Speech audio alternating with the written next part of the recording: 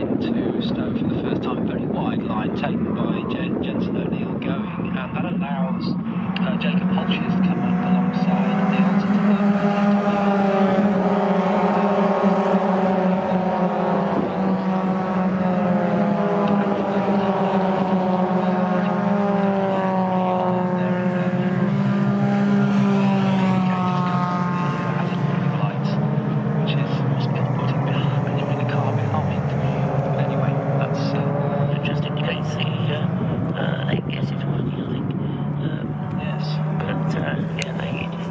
completion of lap 1, Jensen O'Neill going leading by 0.237%. Jacob Hodges in second place, Tommy Harfield in third. Alfie Garford is fourth, Henry Ford is sixth, Joshua Watts is seventh, and Jensen Mason is in 8th place. Guy who lost out on that opening lap was number 12, who started 6th, Thomas Merritt. He's come through in the first lap in 9th place.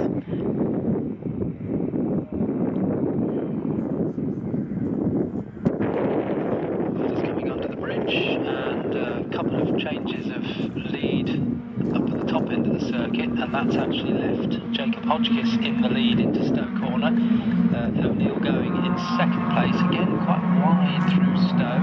Third place is still 21, Tommy Harfield.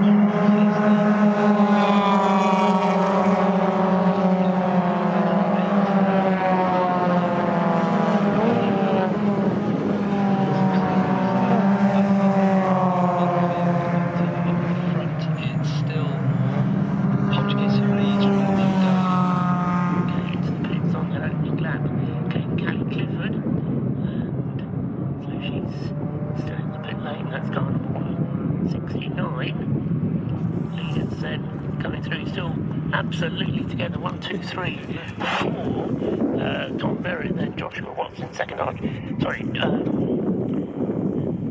Jensen O'Neill going, then Jacob Hodges, then Tommy Harfield and Alfie Garford were the top 4 as they came across the line. So despite the changes with you, Alistair, they're back to how they were at the end of the lap.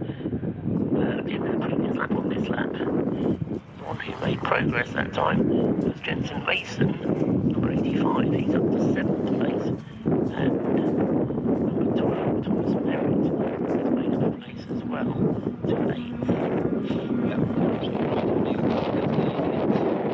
Once again, a very, very wide entry, and although he stays alongside Jacob Hodges, it does allow Hodges to come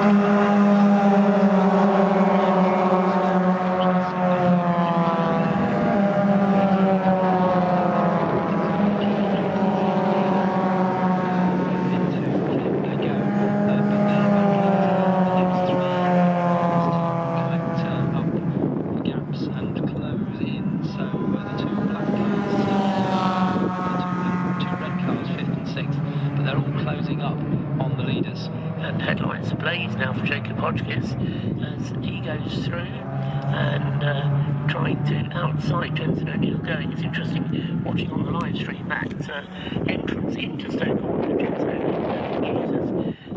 It's almost like a deliberate avoid to tend Jacob Hodges into going up on the inside, knowing that he can get it back again as they go down into the lane. Of course, still very close between the two of them. 5 minutes out of 15, and Jensen O'Neill going from Jacob Hodges the first 2. And into Stowe they come, and this time there's 2-3 car lengths between them, but slightly later on the brakes for second place Jason Hodges is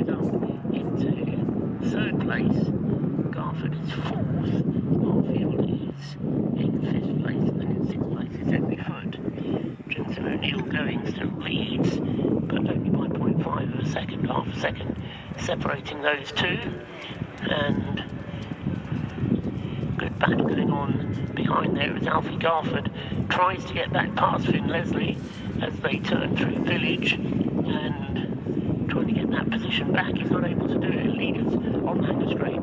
Coming down into Stowe, yes, and this time the gap's about the same. So, yeah, again, Jacob Hodgkiss slightly later on the brakes, but perhaps that leaves him slightly vulnerable on the exit of Stowe, because a lot of that he's not defending. And then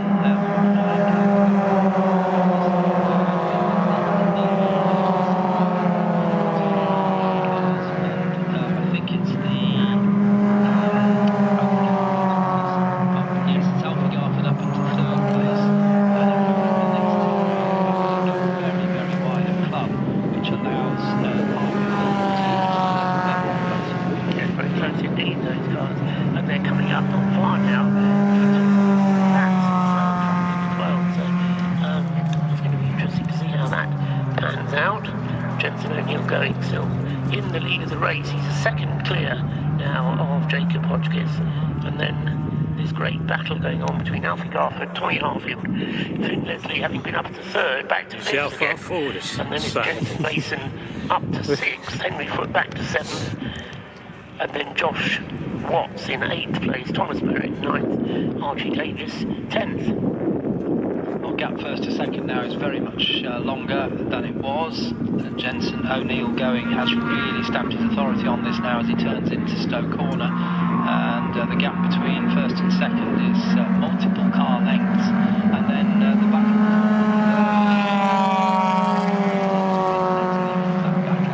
there's a red car at the back.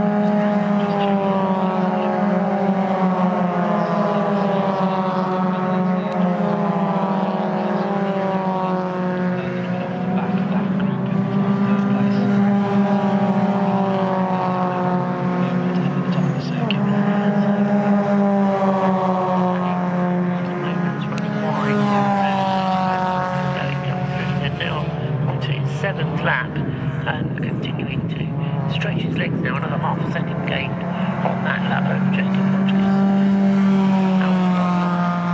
Third place, Tommy Alkinston fourth, and then Jensen Mason now up ahead of Joshua Watts in fifth place.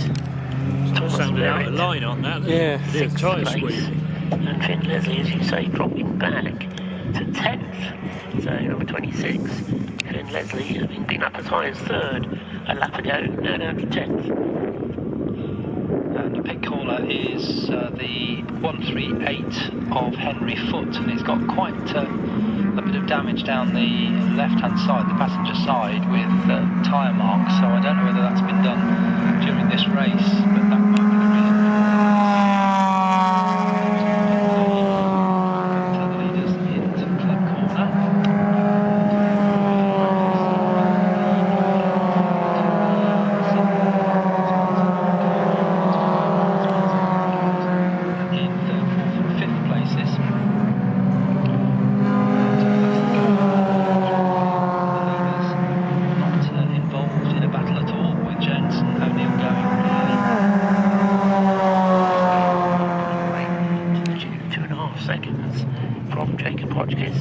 Alfie Garford, Tommy Harfield, a little bit more settled now in third and fourth places, with Jensen Mason